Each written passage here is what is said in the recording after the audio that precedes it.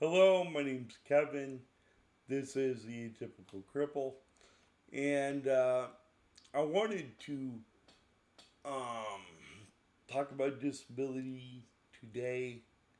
A friend of mine was gracious enough to come down and help me put together this document that you see in front of you. And in the document, uh, we tried to establish um,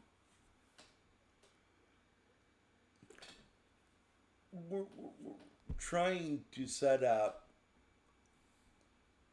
what is an identity. And I think in many ways, we're going to intrinsic attributes as identity, otherwise known as racism. And, uh, and we're ascribing things to them that may or may not be true. Some of the people I watch on YouTube,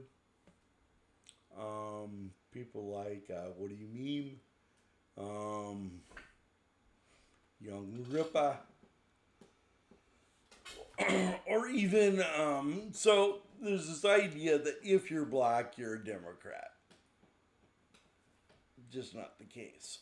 If you're Asian, you're this. If you're white, you're that.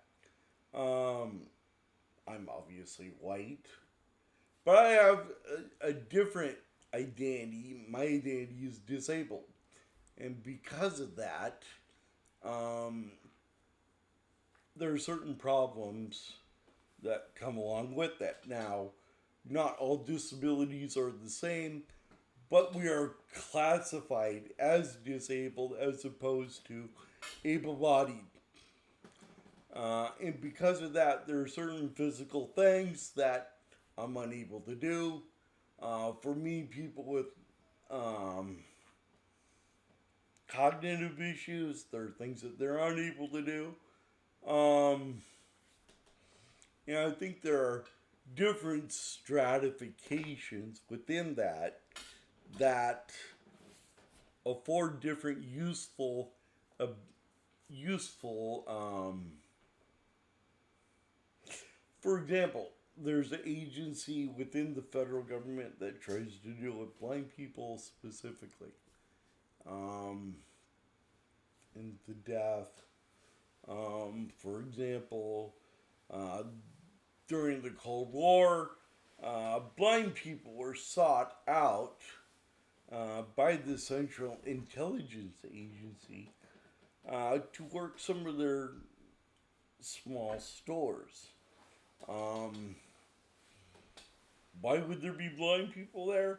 Um, because they can't see classified data. Pretty cool way of turning a disability into a plus. But with cerebral palsy, that's a little harder to do.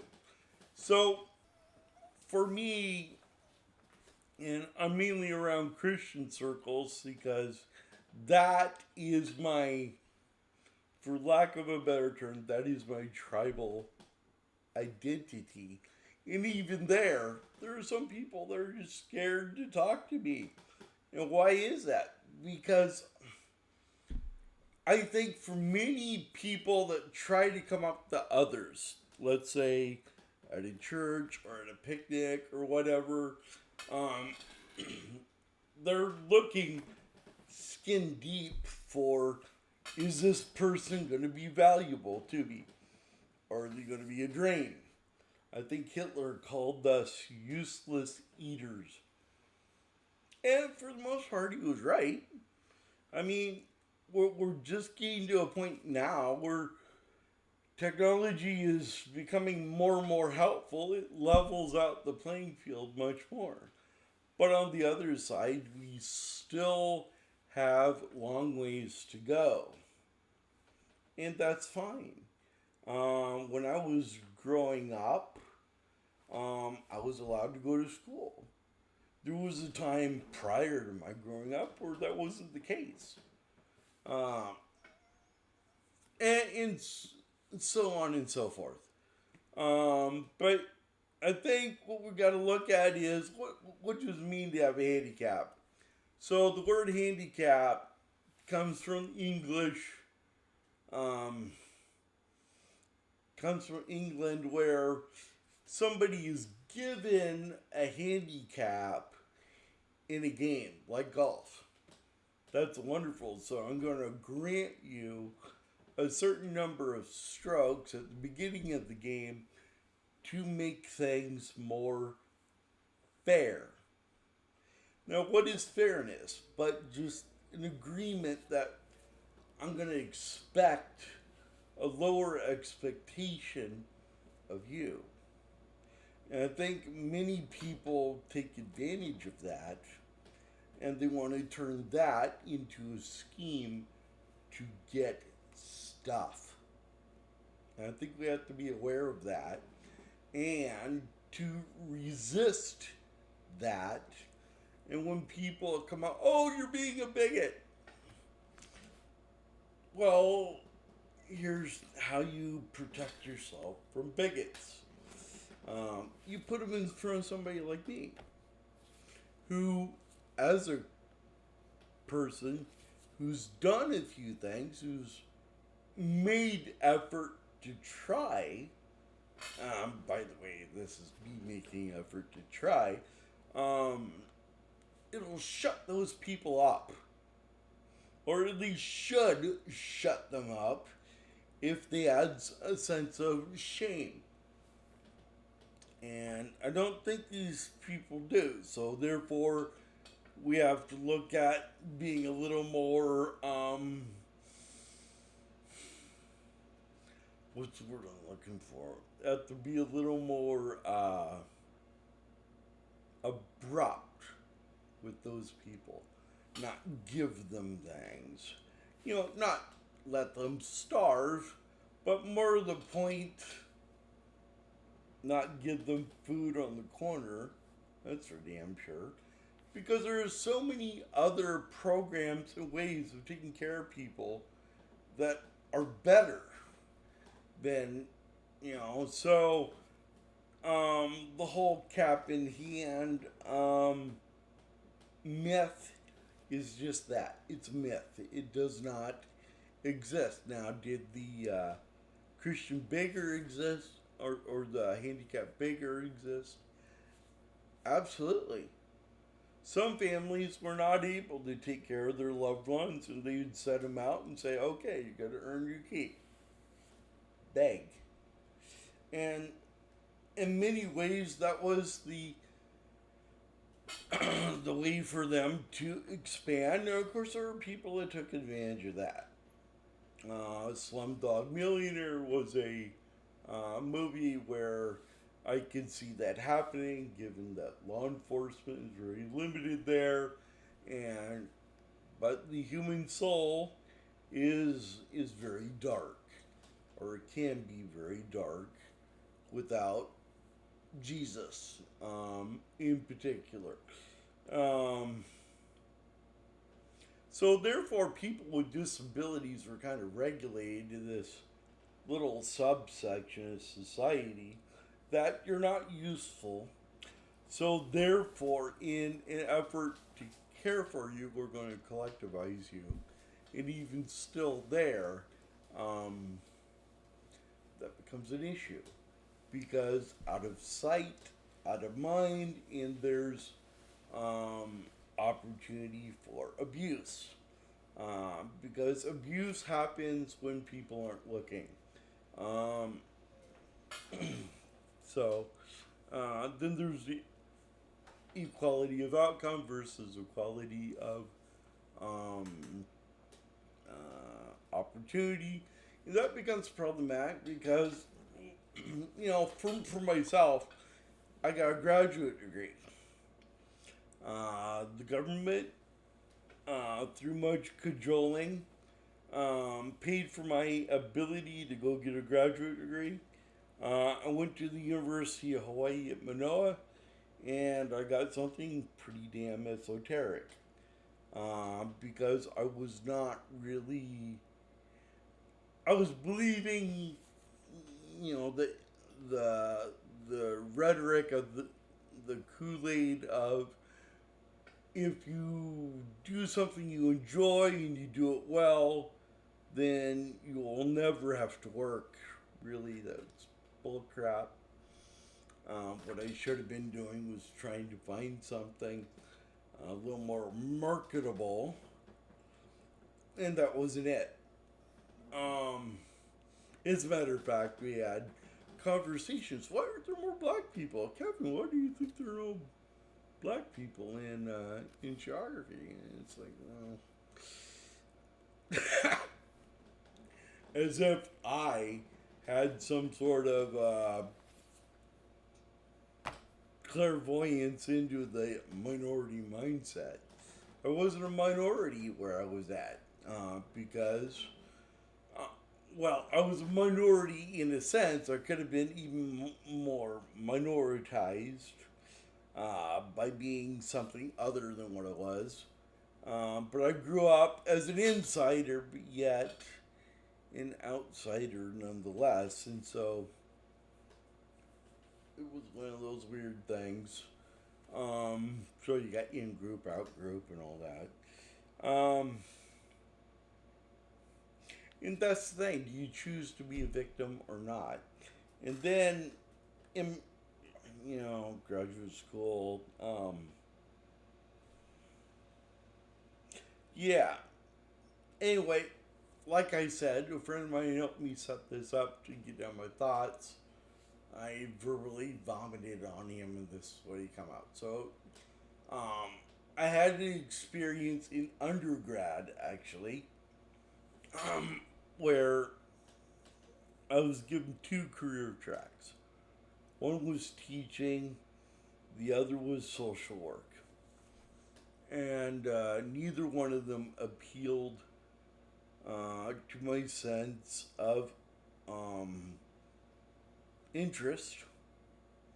And so I went for a third option, which was geography. And I really turned heads because the bars were so low.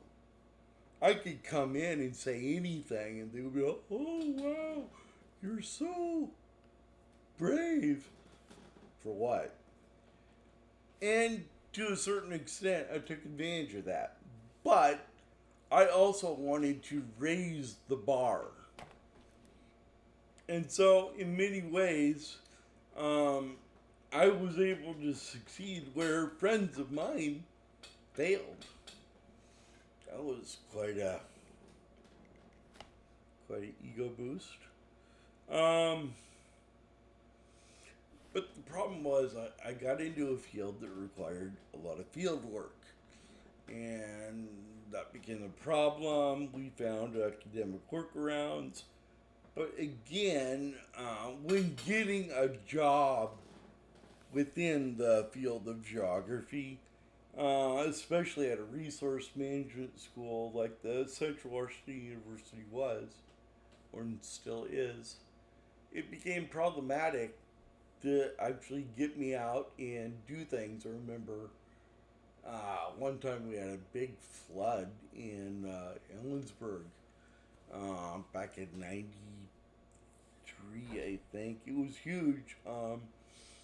I went out, I took pictures. I was out there in an electric wheelchair in 6 or 8 inches of water because I was adventurous. I was willing to take risk. But that alone is not enough to warrant my being there. And that was a problem. Because even though I was willing to take risks, and I'll tell you one more story about that, even though I was willing to take risks, there are certain liabilities that there are people looking over these people's shoulders going, why did you put them out there? And if something goes wrong and Kevin dies, we're going to be held on the hook. So there's that. And then being hired after school was problematic because the disability, it impedes workflow. It just does. Um, Being treated like a product, not a person in school. Not really sure where I'm going there. Being treated differently by other students, getting the pass. Yeah, that was pretty common. Although on the other side, there were friends of mine promoting me to take advantage of that. One friend just said, "Why don't?" This was a caregiver I had um, who lived in my dorm. He's like, "Why don't you um, go from one building to the other with your dick out?" I'm like, "No. Why would I do that?" Because you can.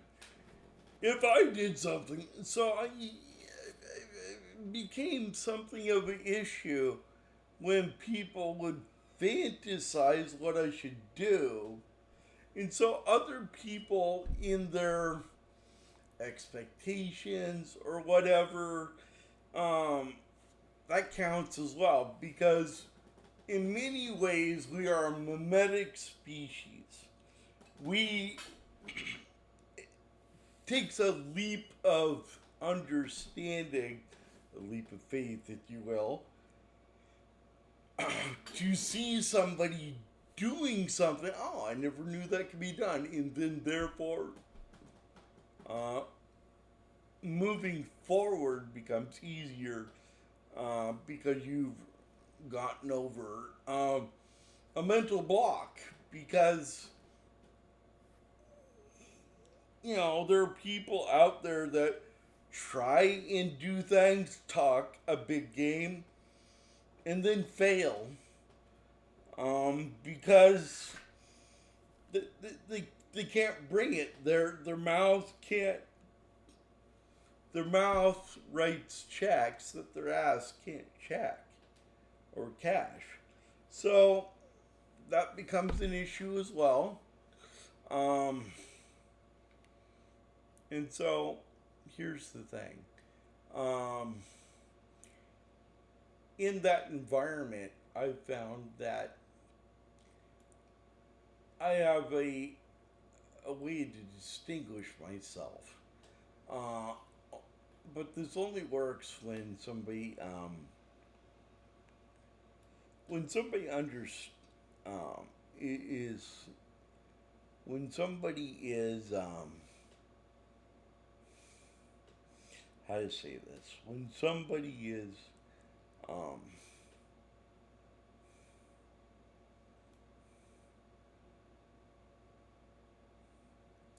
when somebody is around people with disabilities. Um, here's the thing. People look at me and they say, "Oh, I'm so sorry," because they're looking at me from the point of view of, "Oh God, I'm glad I don't live that way," and that's fine. If that's where you're at, feel free to be thankful that I'm living my way and you're living your way. And if you were to live like I lived, boom. Um, I don't feel that way at all. I don't know what it's like to be able to do things on my own. I have to Tom Sawyer about everything. Convince people this is a worthwhile thing to do, and then go out and do it. That is a very small minority of people. And I'm thankful for people like that. But on the other hand, those people that put themselves in those situations are vulnerable as well. And I haven't always been respectful of that because I'm living in my own head and I have my own things that I want to do, and not being independent that kind of puts people that can overextend people. So what I'm trying to get at is, people follow other people's behavior, um, and just because you can doesn't mean you should. that you, if you have a disability and you know people are putting you in a position of risk or whatever beyond your um, comfort zone, and that can be a shifting target as well, comfort zones. Um, yeah, um, that can be a bit of a moving target as well. Um, because just like people not seeing what people with disabilities are willing to do, or and if you get hurt doing something like that, you can't come back and sue them. That would be highly ungrateful.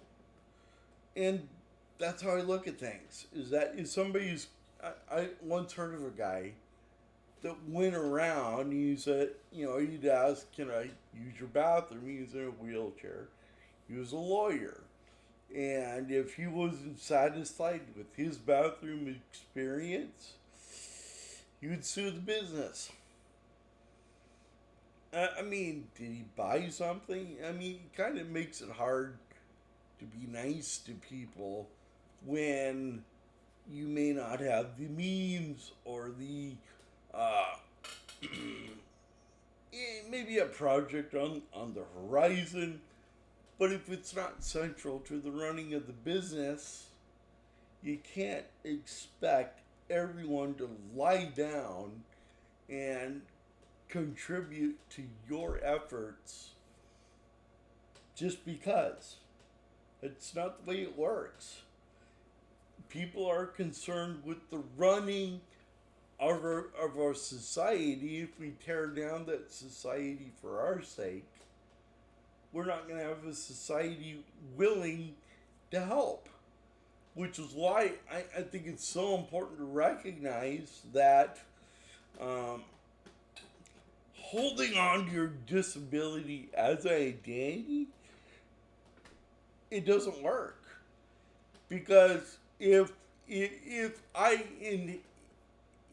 I have cerebral palsy, but I'm not cerebral palsy. Cerebral palsy does not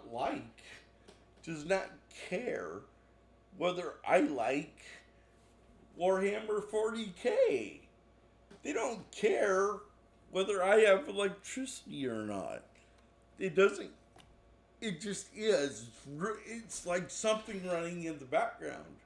It just doesn't care. Um, so I think in dealing with the disability, um, there's still a personality in there. There's still somebody that likes fun. You just have to find out what kind of fun that is. And for myself, I like things that go fast and blow up. Not in that order, but distinctly different things. I like going out and doing things, and I enjoy hunting when I go out. And when I went hunting, I suffered just like my buddy did. I almost died hunting. I didn't go on, "Oh, why did you let me, da da da da da." No, I took it on the chin. I went home. I didn't, and, I contributed to my own care in a way, and we got me heated back up, and I went up the next week. Wasn't that big of a deal. Just stage 2 hypothermia, that's all. Um, yeah, don't use your handicap as an entitlement. Nobody owes you anything. Whatever they want to give, just if it's useful, take it. And what I've adopted myself is if I don't like it, I'm not going to accept it. I'm going to let people know, yeah, it's not really I'm into, but thank you. I try to be gracious without just accepting anything that people just want to give. I don't think that's the right way to do things either. Um, it's kind of interesting. My mom brought me fudge and cookies once, and I said, I don't like fudge and cookies. How long have you known me? When have I liked sugary things? Nah, take it back. Now, that could seem ungrateful, but on the other hand, it's one of those things where it's like, um, people that know you are going to know what you like and what you don't like because they're in relationship with you. And people in relationship with you that bring you what they like are not providing you something that you need. So I think there's an issue of trying to line up people. I, I especially feel this way over the internet. There's a way that we can line up like with like in ways that we never have before. And I think this relates to the oppression talk and the treatment people with disabilities regulate as it relates to paganism. Because I think, in a way, we are physically vulnerable. We are vulnerable to exploitation. Um, but here's the thing, I've taken it upon myself to watch out for myself and not for other people. I mean, other people have their things, so let them have theirs, let me have mine, and then let me interact with the people that want to interact with me. And that's what my friend did. And I want to thank him again for taking time out of his busy life to help me talk a little bit about disability.